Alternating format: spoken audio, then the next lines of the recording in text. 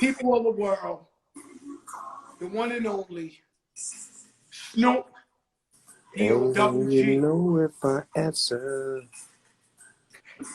things will never be the same, never be the same. What up, Fat Joe? Yo, Snoop, you missed how I came in. I came in with, I always love my mama. Hey, she She's broke my me favorite in this girl. You world. only get one, You only get one. one Yeah. girl. Hey, You yo, know I love Snoop. my mama. What's up, Joey? I love you, my brother. Man, I love you more today than I did yesterday, correct? Wow, that's a fact, though. That's a fact, man. You know, I'm sitting with my daughter earlier, and she's watching me, sad, reminiscing about Andre Harrell and his contributions.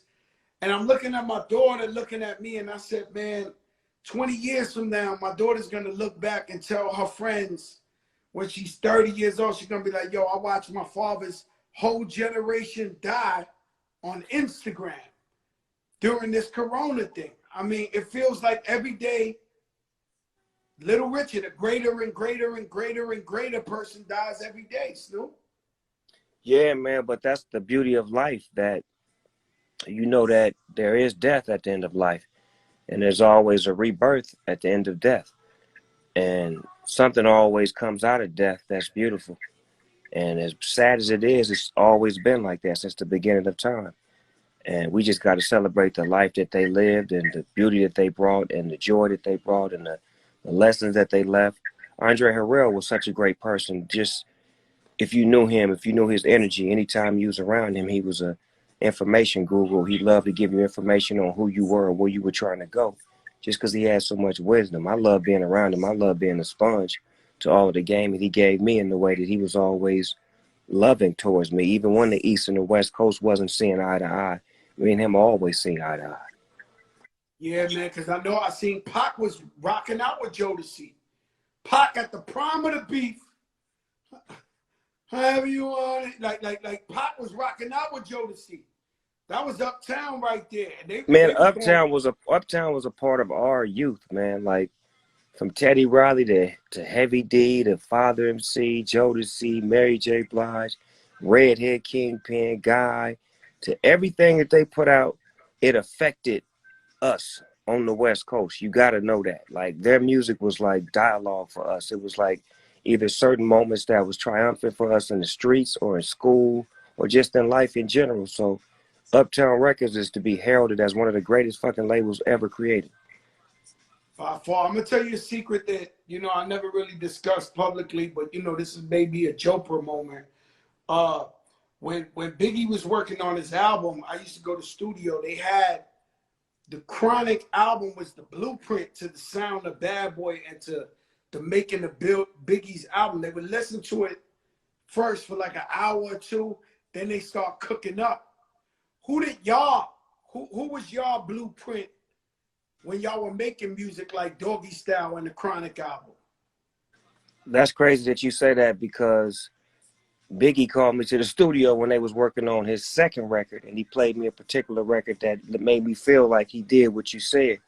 But when we made music, we basically I drew from like my experiences from the 70s, like the musicians of the 70s that made music with real musicians that really sung, that really had vocals live, that really could articulate their vocals after the record.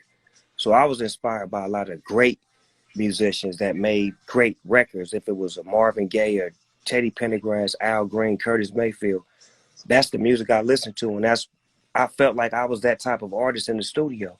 I wanted precision. I wanted my vocals to be clean. I wanted my words to be heard thoroughly. I wanted to make sure it was a message that you felt more than you heard. Let me tell you something, Snoop. You're so humble. You're so cool. But Nori said you're the most famous rapper on the planet Earth, and I agree with him. How does it feel to be the most famous rapper on the planet Earth? Wow. I mean, it's how do you describe it when that's who you are? When you walk in that walk and you live in that life and you really never get a chance to step outside of those shoes to see the feeling. It's just me being me, and me being me since I was a kid was always being the one that will go out and meet people. Like, for example, if my mom would take me and my brothers to visit somebody and we was in a different neighborhood and they'd be like, go outside and play. I would go outside and play and meet the whole neighborhood. And before you know it, we come back over there and everybody know me, I know them, and we best of friends. And we didn't went to high school together. And we were reminiscing about when we was 9 years old and I came on their street, fought 3 of them dudes and became cool with all of them. That's the type of person that I was. I was always up close and personal. So when I got in the rap game, every rapper that I loved, I went and I told him I loved him. Every artist that I appreciated, I went and told him that. And that love was given back to me, that I feel like, as far as the karma, when you give love, you get love. That is a fact. And when I look at you, you're one of the few guys who's able to have my daughter, who just turned 14 years old 2 days ago, and an OG 60, 70 years old, love Snoop Dogg. When I told my brother-in-law in Colombia, he said, you got LS Snoopy? He's going to be smoking a big one. I swear to God. Luis Miguel Colombia Pereira. He told Viva me Colombia. Going to be smoking a big one. Like, let me start all over again for your brother, man. Let me start all over again, man. Let me start all over, Joe. Yo, Snoop, let me tell you something, man. I got the privilege to go on tour with you in Australia. Lord have mercy. And let me tell you, yo, Snoop, they would tell me, they said you go to jail for smoking weed there. We get into some hotel, we go up to your suite, because every night your suite was like out of this world. It was a fucking block long. It was like we all wanted to see, all the rappers wanted to see Snoop Dogg's room. So we go up there. I'm talking about big rappers. I'm talking about The Game, Nelly, Busta, you know, like big motherfuckers. And we go up to your room, and I remember they was like, yo, if they smoke, you go to jail. And then the owner of the fucking hotel comes out and pulls out a blunt and tells you to spark it up, and he passes it to you. So I'm like, oh, well, I guess it's legal to smoke in this room. Right. And we was in Australia. Remember the hotel? We was in the Versace hotel. Yo, it was so hard. 7-star hotel. Yo, Snoop, it was so hard for me not to steal a blanket or a pillow. Nigga, what makes you think I didn't steal a few blankets and pillows? If you don't knock it off. Yo, Snoop, I was scared to steal a blanket. I had to do it, Joe. I had to. I stole some plates, glasses, silverware, all kind of shit. Nigga, I'm Versace'd up around this motherfucker. No, but the beauty of that tour was the promoter had got with me and said, man, look, I don't know none of these rappers like that, and I feel like I think you should take the lead. So I said, check it out. Get me a big-ass suite. I'm going to have them all come up to my room. We're going to smoke some weed. We're going to play some video games. I know all of these niggas personally, and whatever issues that you think we may have, we're going to end that right now by having fun, celebrating, eating, drinking, powwow before we even get on the stage so we can break bread, so we can all know that we love each other. Some of these niggas got personal relationships anyway. And if you pull a video game out, you create a real love because we all like competitive. And when we put that video game out there, that shit was so competitive. Didn't you win it all? Oh, no, I won. I won. You won it all. No, I won a couple games. You a bad motherfucker. You walked away with some money, nigga. Bow Wow, the only guy I know played video games with charging and shit like come on. Man, Bow Wow was taking charges, cuz that was some soft ass shit. That's some bullshit. Nobody take charges. That nigga was taking charges all game. Like, he wasn't even playing defense. He was just taking charges. Remember he made us play on PlayStation 2. We had to switch from Xbox to PlayStation to make that nigga happy. Yo, Bow Wow, crazy. Yo, let me tell you, I don't know why. In that tour, they put him next door to me every show. And he would knock on my door, and he was practicing for some acting shit. I'd be in there an hour trying to go to sleep like this. Bow Wow was trying out for some movie.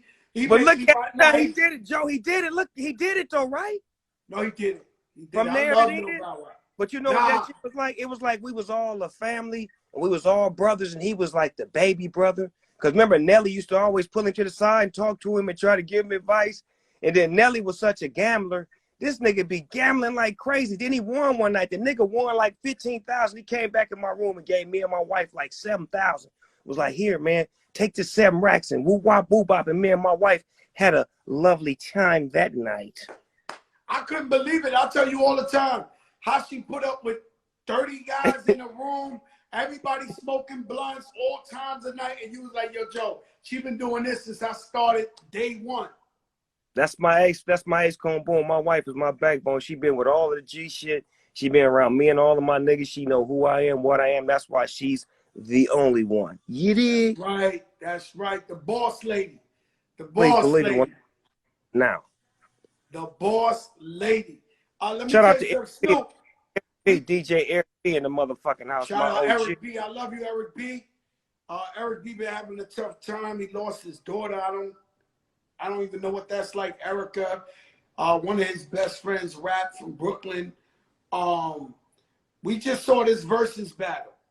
We had this show on hold. It usually comes on 3 hours earlier, but we kept it on hold so we could see this Verzuz battle. What did you get out of this battle with these ladies, these legends, these beautiful mamas, man? What did you take from this battle? First of all, my African Nubian queens delivered such a African Nubian queens. Wow, they fulfilled my dreams by dropping such a hell of an introduction before they even played the record, with all of that information and that knowledge and those voices of women empowerment and just all of that strength. And then they started playing those timeless records, and they loved each other.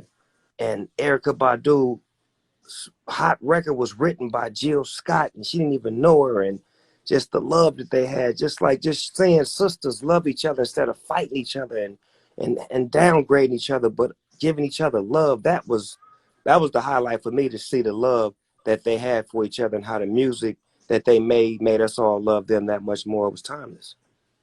No gimmicks, no interruptions, no biting up nobody else's ear, nobody doing the Mike Tyson to Holyfield, and the numbers was through the roof. 800,000 people. But Joe, it's love. See, the thing I love about the Verzuz that the Verzuz is not about, I'm a battle Fat Joe. Fuck Fat Joe. I don't like that nigga. Fuck you, Snoop Dogg. And nigga, your records wasn't shit. If it's gonna be a Verzuz, it should be Fat Joe. Nigga, I love that nigga. I remember when I was in his video. I remember when we did this together. Let's play this song when we did this. Let's talk about when we was over here. Let's bring up this and that. So it's a love thing at the end of the day, when you see two artists celebrating each other, not downgrading each other. Man, they so bad, man. They so bad, man. And I never knew, and shame on me, I never knew Erykah Badu was a rapper first. If you listen to her, she sound like it though. She rapping the whole time. So every one of her songs, she's MCing every time. But today she said, I rap first, and then I started saying, and I was like, holy shit, every song she ever rapped. But it looked like motherfucking Tyrone pulled that plug on her ass. Yeah, he did. Tyrone was sick of that shit.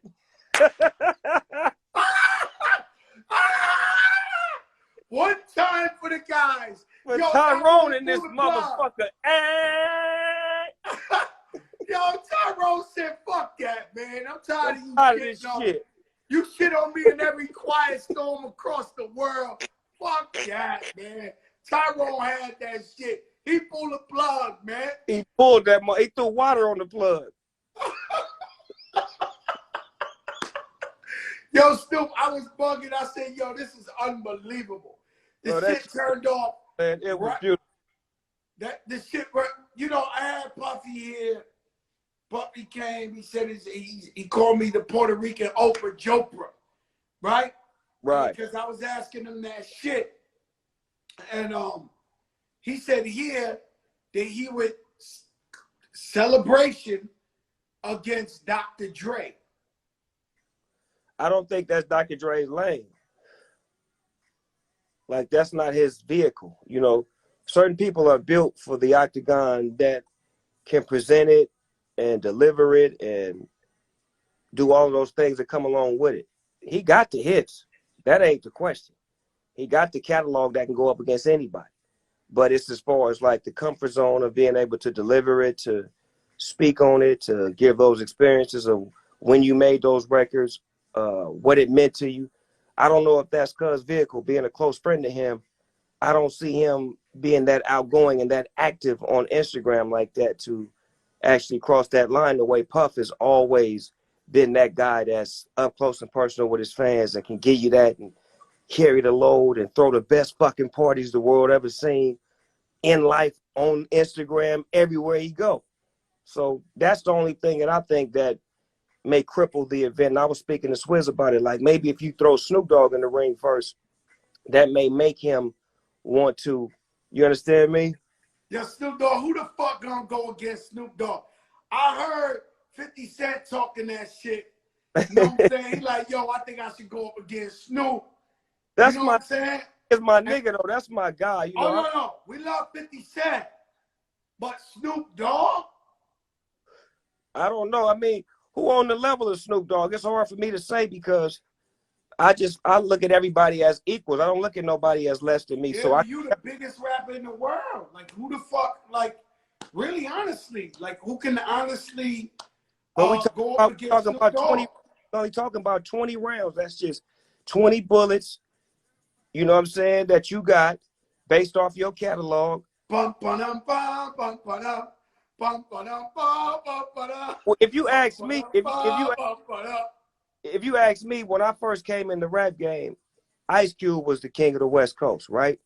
Facts. And off the top. So that was my mission to try to get where he was. And I finally got to the point to where I became the king of the West Coast, to where it was known, like everybody knew, okay, Snoop is the one now.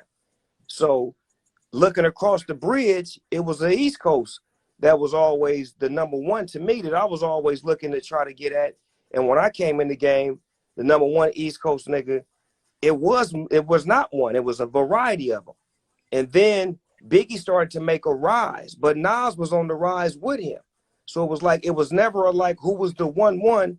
And then Biggie passed away, and then Nas had it for a minute, and then Jay-Z took it and ran with it for a numerous amount of years. And then 50 Cent came and ran with it for a numerous amount of years. This is me looking in from the outside, looking at New York rap. So to me, it would be either a Snoop versus Jay-Z, because he has been the king of New York around the time I've been the king of the West. Stay right there. Stay right there. That sounds like the ultimate battle. Snoop Dogg against Jay-Z. Now, I don't know if Jay-Z will do it because he's kind of like Dr. Dre, how you were saying.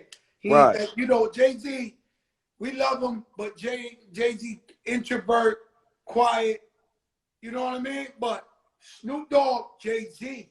Even though I'm not taking nothing away from 50, I just know that when your boat goes down and you got to swim ashore, it's a long swim. You understand what I'm saying? So Snoop Dogg's been doing it 25 years. 92, he been swimming since 92.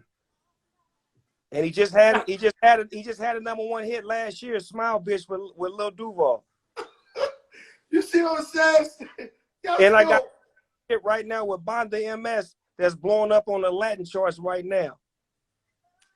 You see what I'm saying, Snoop? So this is a hard thing. Jay-Z, Snoop Dogg will be a real epic battle. Jay-Z, 50 Cent too, don't get me. I'm not taking nothing from 50 Cent.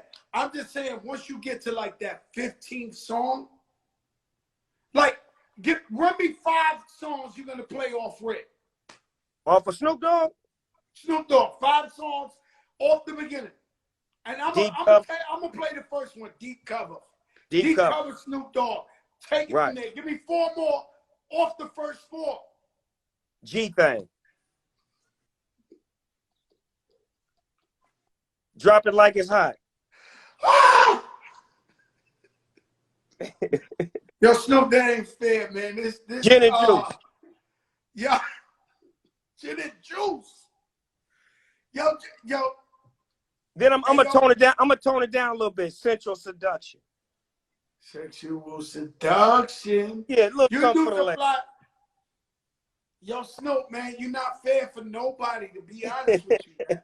Shout out to Afro B, my African brother here. Know what I'm saying? Beautiful. Yeah.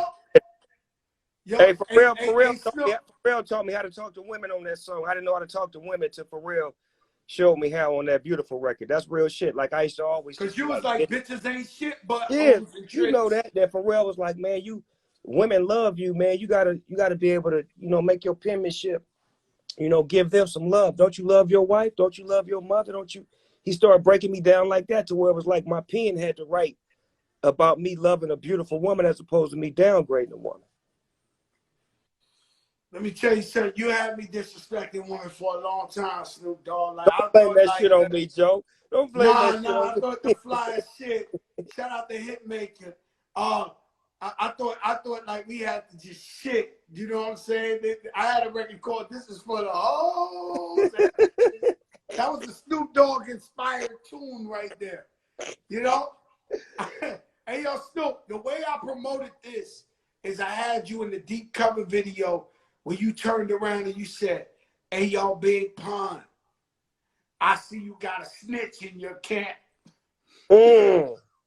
Get out here. And we did the Twins deep cover, the dead in the middle, little.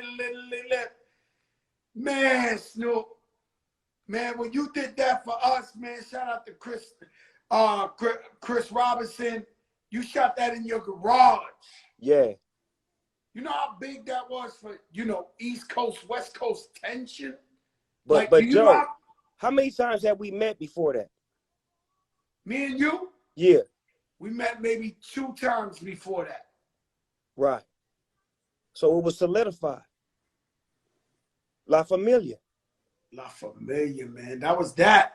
That's what I mean. I was familiar with you. You was familiar with me. So it was only family for me to do it.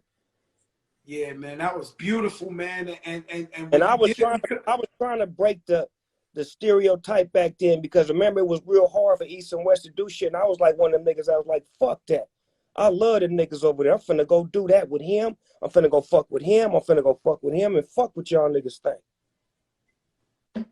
Let me tell you something, Snoop. When it comes to an ambassador of hip hop, shout out to Timbo the King, Timberland on the check. And when it comes to an ambassador of hip hop, nobody's better than you. And one thing I'm having a problem with is I'm getting older. I don't like getting old, Snoop. But somehow it looks like you embrace the shit. And it's like, you just take it how you take it. Like, what I got to do to say to myself, Joe Crack, you getting old, calm down. Because Snoop Dogg don't give a fuck. You know what, Joe? I think once you learn to embrace who you are and stay who you are at all times and learn to love you, you take that shit everywhere you go, my nigga. Like, I had to learn how to just be me, man. Like, even the way I raised my kids in real life. You know what I'm saying? Not in no fake shit. Like, I talk to them as kids the way I talk to them as adults. So it was never like foreign language to them when they heard me give them information on what they need to be doing in life and how they need to be doing it. So we maintain a relationship to where we like friends now. And a lot of times when you got kids and you raise them, they outgrow you and they don't want to be personal with you. They don't want to share shit with you because they feel like you was too hard on them. And I always wanted to maintain a relationship with my kids to where they would be open with me and share shit with me because they were kids that was given everything. And I watched kids that was given everything like self-destruct. You know what I'm saying? Because they didn't have to work for shit. But I wanted my kids to understand that I work for everything that they got. So when the day comes for you to work, have that same instillment that I have in myself that I put in you. Let me ask you something, Snoop. It's good that you stay there. And if I'm overstepping my boundary, you stop me in 1 second. But so like everyone knows you for smoking weed and all that. I don't smoke weed, but you smoke weed. What was it like, or has it ever been like for one of your kids to say, yo, dad, let me smoke with you when they growing up, 16, 17? This is a big challenge for parents around the world because a lot of parents smoke weed, but they don't want their kids to smoke. But did that happen to you? Man, that's crazy you said that because I was at motherfucking Mario Van People's house and we was shooting something. We was shooting a movie at his house and he had a bunch of teenagers and shit at his house. That's when YG was young too. YG was in the movie too. And he had like his little son back room that he was letting me use for like my little VIP area. So, naturally I'm in there smoking and shit. His son about 17, 18. his son ain't getting down, but all of the teenagers in the movie, they in there smoking. Now a bunch of little rappers then showed up. So I'm in there smoking. I ain't paying attention, but my kids is here. My oldest son is in there. So we smoking. Next thing I know, somebody passed me a joint, and it's my oldest son. And I look at him, and I can't even say nothing to him because I've been smoking with the rest of these teenagers. So I take it, and I smoke with him, and I'm like, I gotta accept it, because what kind of father would I be to try to chastise him when I just been smoking right in front of him, and I see it ain't doing nothing. I ain't doing nothing wrong. He ain't doing nothing wrong. He's doing it in front of me. I'd rather him do it in front of me than behind me, because now I can show him the proper way of doing it. So now that he's smoking with me, he's watching how much I'm smoking. When I get back to work, I'm not smoking. When I go back to shooting my scenes, I'm on point. I'm delivering my lines. I'm getting on my shit to where he can see, okay, it's a difference between being a drug addict and somebody that's relaxing themselves before he going back to work. So now my kids understand the dynamics of, I'm not going to be a drug addict. I'm just going to relax myself before I go handle my business. Yo, Snoop, boy, I've been spoken like a true G, man. Let me tell you something. Yo, Snoop, let me tell you something. That is great, because I think about it often. You know, I got a couple of my friends that are my brothers, like brothers, and they smoke all the time, like in front of the kids. And I wonder to myself, and you know, I'm like a virgin. You know, I don't smoke, but I wonder to myself, what's gonna happen the day when little such and such is gonna be like, yo, dad passed the blunt. And that's why, you know, I thought But about do you that. think anything's wrong with smoking?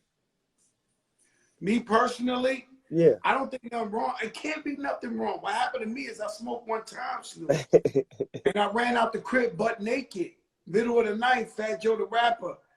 I ran out the crib naked. Okay, see, but Facts. look at Fat Joe the rapper drinking that wine, right? Like me and wine, we don't agree like that. I drank the wine just to be cool with Snoop Dogg because I But don't see how smoke. you can handle it though, like a nip of that. I'm gone because I got Indian in me. You understand me? You heard of the Navajo tribe? I'm from the Navajo tribe. You understand me? So when I get a little bit of alcohol in me, I get to acting crazy. Oh my God. Yo, Snoop, let me tell you something, man. So let me tell you, I ran out the house butt naked. And the girl came up on me because I smoked with a girl. You know, she pulled up on me. She was in my white Lexus. She was like, don't get in the car. I was like, I'm going to die. I'm going to have a heart attack. I'm going to have a heart attack. I got to go to the hospital. I'm dying. So the girl gassed me to get in the car. We went around the block back in the crib, and I took like 10 cold showers. And I started laughing for like an hour, but I never did this shit again. And How do every night, you take 10 cold showers, nigga? Did you get out the shower, turn it off, yeah, I get was back in? bugging, bro. I was, yo, Snoop, trust me, I'm traumatized. And I went in and out the shower. I kept taking a shower. And then I started laughing for like a whole hour. And I said, yo, I'm chilling. And Joe, now that when I go to wasn't the studio, Joe, that wasn't weed, man. That was some other shit, man. Come on, Neff. That was some other shit, man. Look, you done been around me many times with me smoking, and you got secondhand smoking. You ain't never acted like that. no, I've been a secondhand smoke motherfucker for real, though. Right. Like, I it leave just the studio. Let me tell you something. I leave the studio every night smelling like a giant weed. And and I say, when the police stop me, there's no way I'm going to be able to convince them I ain't smoked no weed. I smell like a pound of weed. All hey, day, every day, they like this. so that lets you know that that's not what gave you that effect. Because the secondhand smoke is worse than the firsthand smoke. And that's first off. Yo, Snoop, man, let me tell you something, bro. Man, my brother, man, I love you so much, man. I appreciate you. Shout out to DJ Khaled is on here, DJ Nasty on here. Another one. Man, this DJ Khaled is something else, huh? Look, man, look, Khaled is one guy that I truly love being his friend. I love his energy. I love his come up, his hustle, his fatherhood, his mentorship. all of that shit. Like he's the perfect gentleman. Like that's like when I seen that shit pop up on Instagram the other day when Baby tried to show her booty to him, and he was like, "Oh no, no." I'm like, see, that's what I'm talking about. Like me and you would have been like, "Hold on, let me see a little bit more before you turn that off." No, no, you know, a girl did it to me last night. I went like this. Stop, talk to me normal. Stop, talk to me normal, please. Yo, Snoop, I did this one though. Like, stop, talk to me normal, my family. I got love. I don't want to see it. No, I don't want to see it. Please. No, it's out of here. This quarantine shit is serious out here. Coronavirus killing our people. Blacks and Latinos the most. What could you say about this coronavirus? We can end it like that, Snoop, because what speak on the coronavirus. I think we should just be a little bit more sharper with our movements. A lot of people quick to get out just because they say you can get out, but I think you should wait and understand where you're getting out to and why you should get out and when is the right time to get out. You know, if you don't see the NBA, the NFL, and things of that nature moving, then you shouldn't be moving like that because those are the biggest figures in the world right now that, you know, we waiting on them to see what's going to happen with the season and whatnot. And if they're not moving, we shouldn't move so quick and just play it by ear and just make our moves precise. And if we do get out, make sure that we're wearing masks and gloves and protecting ourselves and not bringing it back to the house. And if we is washing our hands and doing all of the things that we need to do to protect ourselves, just to be precautious because it's safe. It's better to be safe than to be sorry, man. Man, I love you, Snoop Dogg, man. Thank you for stopping by, man. This was the late version of the Fat Joe Show, the biggest show in the game. This is the biggest one. You know what I'm saying? And we love you. I appreciate you. You've always been 1,000, not even 100. You've been 1,000 with me. And the game loves you. You're beyond a living legend. You're a king. You're an icon. You're a god on earth. And I love you. You hear me? I love you back, Joey, and you already know it, man. LBC, nigga, West Coast, nigga. South Bronx. South Bronx. South Bronx. I love you, man.